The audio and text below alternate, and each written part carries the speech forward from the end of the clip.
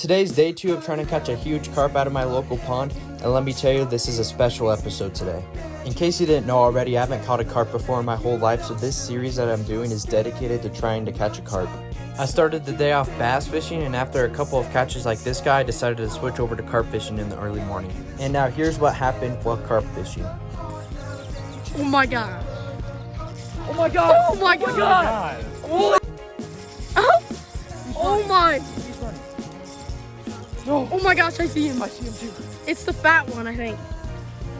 Oh my god. It's Oh my god! Harlan, come here! Harlan! Holy crap! Go get the net. You grabbed the net. It's pulling me. Okay, here. Take my rod. No! Did you lose it? I lost it! Oh no. Yep, I lost the fish. I was very excited. It was a really fun fight, but let me know if you have any tips down below, and stay tuned for part 3.